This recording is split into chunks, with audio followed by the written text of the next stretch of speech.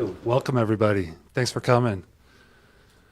I always like to open these up to thank, our hardworking staff. The draft is the culmination of a ton of work from a lot of different departments and groups, but our scouts, our analysts, basketball ops, health and performance, where does it end? There's just so many people that contribute to this, especially a year where we make a unconventional pick when, our scouting and our analysis of this player, was really important and critical. So a big hat tip to, all the Trailblazers employees who contributed to this. Really proud of everybody. And, we're really excited about the way tonight went.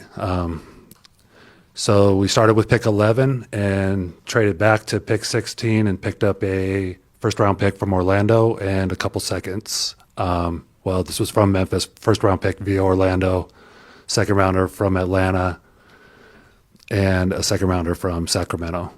So at 16, we selected a player that we've been watching for quite a while and we're really excited about,杨瀚森. And it's a player I'm sure we'll talk a lot about him, but we couldn't be more excited. This is a very, very unique talent in our opinion. He obviously great size at 7'2", young, just turns 20 tomorrow.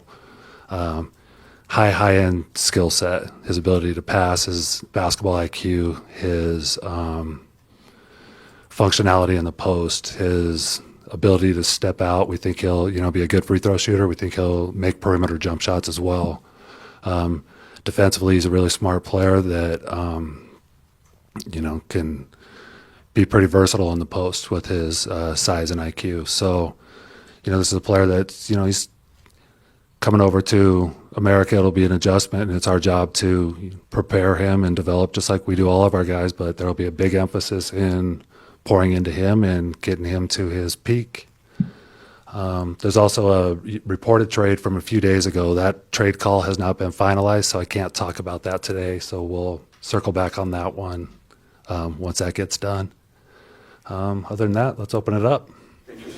Joe, can you walk us through the process leading to you making this decision? When did you sort of fall in love with him, so to speak? And did you enter today thinking you were going to try and trade back to get other assets that you can use maybe for another trade or something like that, and then still get this guy? Yeah, so to start, we've been scouting him deeply for almost 2 years now. We had a scout identify him during one of his under 18 events, and then we sent Mike and Sergi, our two assistant GMs, over to China that fall to go scout him live. When they came back from that trip, they left very, very impressed, and we were actually hoping he'd be in last year's draft. He didn't declare last year, so we continued to scout him for the last year, this last past season. And as we studied him more and more, throughout this process through the spring, we saw him at the Combine, of course, met with him at the Combine, and then we're able to bring him in here and had a good workout here, and we're able to spend more time with him here. So, between our scouts identifying him early on and then some of our big key decision makers seeing him very early on, I felt like we had a big advantage in our scouting process and building our book on him as a player. Second question? Did you guys enter the draft thinking we want this guy, we're going to trade down, get some other assets, and still steal him? That's right. He was the target. The question is always how far can you move back and still have a realistic chance of getting him, and how viable is it that you can move back into that range that makes sense? So a lot of these trades that happen, during the draft, they're often on the clock. The team, you'll have a lot of things set up as far as what are the terms that we're looking at? What is this team willing to give in order to move up?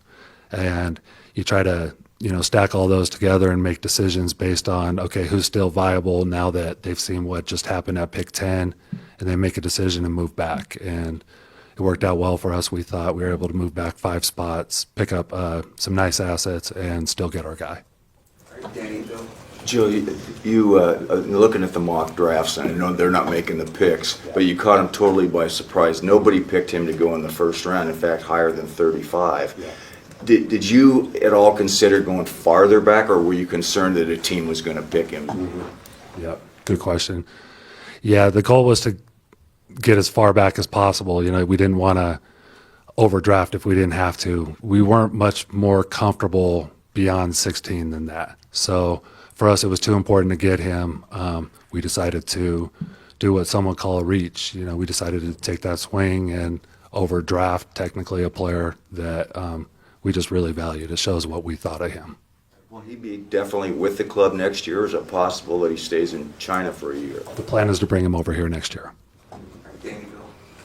Joe, with the addition of Young, you've got 5 centers on the roster now. Do you worry about this being a complication if you are trying to have another transaction where you're trying to clear the deck to have an opportunity for him to get on the floor? No, I'm not worried about. We have a lot of centers right now, a lot of good ones. I think we'll figure that out over time. We approached every draft with we're going to draft the best player available, or we definitely make that a goal of ours, and this was no different. And we'll figure it out afterwards. But we'll see how this summer goes, and who's here at the start of the season. But I expect even if all of them are here, okay, we have 5 centers. Let's figure it out. Given the surprising nature of this pick, probably a lot to sort of unpack with it, but how would you say that, or could you describe kind of your vision for all of this coming together in a cohesive way? Because I know you mentioned another deal you can't discuss, but it's that seems to be sort of a very win now sort of pick, and this is maybe more of a developmental project as the draft pick. How does this all come together in your mind? Sure. Well, I think in the draft in general, especially if you're making a selection, you're treating that ideally in a vacuum where you're trying to get a talented player that is a long-term addition to your group.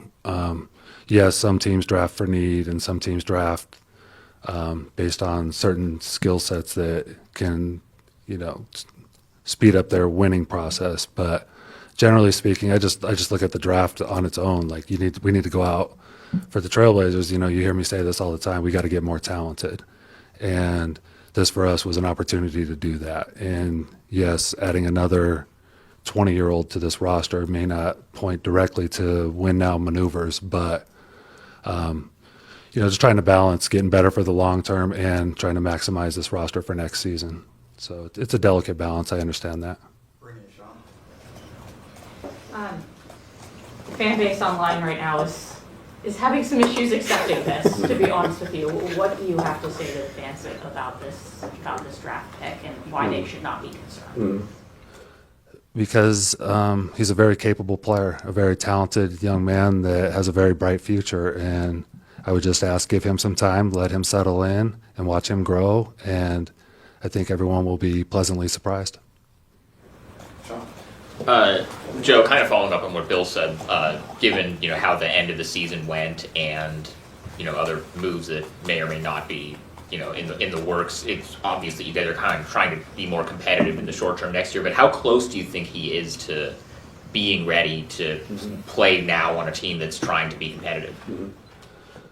I mean, he's a very capable player. His skill set is very, very advanced for his age. His physical stature, he's mature physically already. He's not a young, gangly guy. He's strong and firm and sturdy and can withstand the strength of these NBA guys to a large extent. There's obviously a lot of work that we can. There's a lot of improvement that can still come as he grows and matures. But it's going to be an adjustment for every young player coming into this league. It's a whole new thing playing against these guys. These guys are really good. These systems are really intricate. Competition's very steep, both on our roster and the guys we're going to be playing against. So there'll be adjustments for him, just like every other guy drafted tonight. So, it's our job to get him there as quickly and as well as possible. It's, player development's critical for us, and I think it's something that we've done really well, and we're excited about this opportunity to, grow him into a good player. Hi, Joe. Brenna mentioned the fan base. When you make a pick like this, are you thinking about the public reaction towards it at all? And how much does a selection like this show the faith and trust you put in your scouting department? We care about our fan base. We want our fans to be excited about what we're building, where we're headed, what next season's going to look like, what the big picture looks like. Like that's important to us. So, I think in times when we make what some would deem a questionable move, you hope that they just trust that we're doing our best to make the best decisions for this club, and that the fans will be patient with what we're trying to achieve. Like I said, with a young player like this, how do we develop him, and how do we help him take these steps to be an impactful guy for us? Hey, John. Question. Curious. When you look at Jan, what do you think his career, his ceiling can be? Mm-hmm. I'm sure when you look at draft picks, you never think about where they're going to be on another team or so. You always think of them being put you to the end. So I'm curious, where do you think his ceiling's like? Where, if everything goes right, where do you think he can end his career? His ceiling's very high. It's extremely difficult to find a young player of that stature with this skill set. And it's translatable stuff that we've seen, really, really skilled big men that can do all the things that he can do, typically succeed in our league. Yeah, it might take him a little time, but as he figures out the speed and pace of our game and all these things, I wouldn't put a ceiling on him. He's that talented. Joe, kind of similar idea there. How do you feel like a player like Yang at that position kind of fits into today's NBA? Yeah. I mean, I think in these playoffs, one thing I've really noticed is the way these successful teams think the game. Their basketball IQ, their skill sets, their ability to make others and each other better is a critical component to winning these games. And that's what Young brings to this. I mean, his basketball IQ is very, very high, and he makes others better. And, that's what we're trying to do here, is find guys that help supplement and build each other up. And it's something that he thrives at. How much effort or inroads were made in maybe trying to trade this pick to get a veteran player that can help right away? Mm-hmm. We approach this draft, we're always open-minded, with all these picks that we've had over the last few years, doing our due diligence, looking around, seeing, what existing roster players in the NBA are available, And last year you saw us, use one of those picks, the late lottery pick that we used on Denny. So if the right deal's there, we look at those kind of things. This time around, we took a lap with that pick. Didn't find anything we liked better than the opportunity to do what we did tonight. Joe, is Chinese Jokic a fitting nickname for him? Well, it's nobody's Jokic. That's a tough one. That's a big shoes to fill. But as far as, his ability to pass the ball, there's not too many his size that can do it like he does. With your current roster, you feel like this team can make a run at the playoffs next year? Possibly. I really like where we're headed. I love the steps we took last year. I'm excited about the steps we're going to take this year and beyond. Would love to get through this transaction window a little further. We still got a big trade window and free agency coming up, but as is with the stuff we've done already, with the guys we have coming back, I'm very excited about this group. I don't necessarily have expectations of them reaching some benchmark, other than I want to just see them keep getting better and better every day, every week, every month. Can you tell us how you feel about the team being up for sale, and do you feel any added pressure to have success knowing that there's a lot of uncertainty that usually comes with a new owner? No, I'm mainly just excited for Jody and Bert. I think it's been incredible to be able to work for them and work with them, and they were here tonight and they were great once again. So overall, just excited for them. The day-to-day stuff for me, I'm just trying to do what's best for this basketball team, for our fans, for the city, just trying to build this team the right way. And that's what we're locked in on, is how do we get this team to the next step. Joe, you talked about what the successful teams have done in the playoffs and how they think the game. One of the other things that came out of that is the versatility. The defensive addition that has been reported coming to the team. How does Yang kind of fit into that? Sure. If he's a more traditional 7'1", 7'2", 250-pound big man, how does that versatility and being able to move guys around with that versatility function for you guys with that. One thing I love about our roster, the way it's shaping up, is the different looks that we can provide. I think there's if we want to go extremely large, extremely big, we can do that. If we want to play small ball, we can do that. If we want to put just defensive stoppers everywhere, we can do that. If we want to put a lot of skill around a lot of different cutters and athletes, we can do that. So Chauncey's, he's got a lot of work to do, and he's got a lot of opportunities to fulfill. There's a lot of talent on this roster, and how does he maximize them? And he's done a great job of that so far, and I'm looking forward to seeing how they, can do that with these new additions, and then again, just keep getting our other guys, the returning guys, better. 汉森，生日快乐，恭喜你！我记得在试训的时候，很多支球队都问你，训了那么多支队伍，你最喜欢哪个城市？你当时说你最喜欢波特兰，你可以再跟我们说说你喜欢它的原因吗？现在你梦想成真了。我觉得那边多雨，然后适合睡觉。Second one, first row in the middle. 杨瀚森，首先祝贺你生日快乐，也祝贺你今天被选中。然后我是来自百视 TV 的记者蛋宝，我想问你，你是自07年易建联以来首位在首轮被选中的中国球员，你对此对你来说意味着什么？以及你认为自己在 NBA 的优势有哪些呢？谢谢。